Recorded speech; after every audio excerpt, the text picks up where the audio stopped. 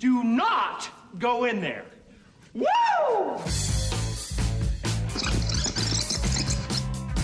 Well, he's a pet detective, you know, first of all, so I can't take that too seriously.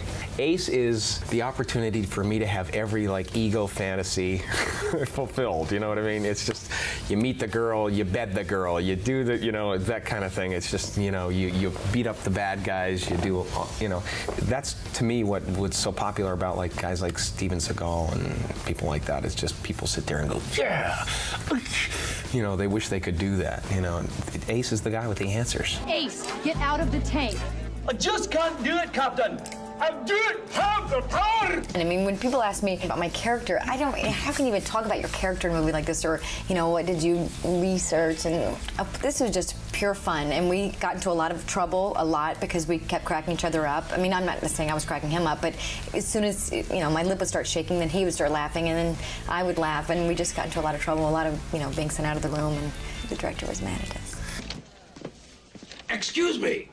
I'd like to ask you a few questions. Tom was great. Just, yeah, as long as it would tie together, he would let me do whatever I want. I just came out of the trailer every day. I'd sit in makeup and rewrite entire scenes, you know. And then, of course, I couldn't remember them, so, you know, it would take forever.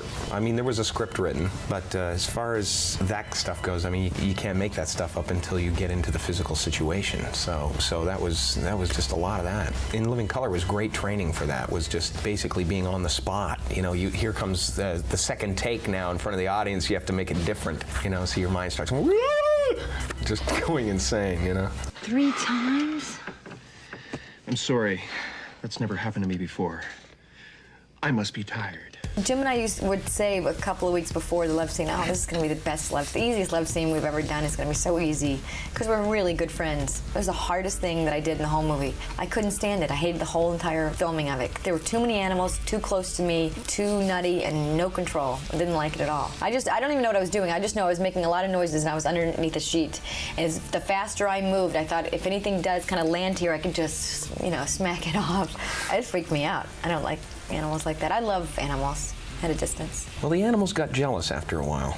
They were a little out of control at certain points, and Courtney was afraid of the animals too, which helped.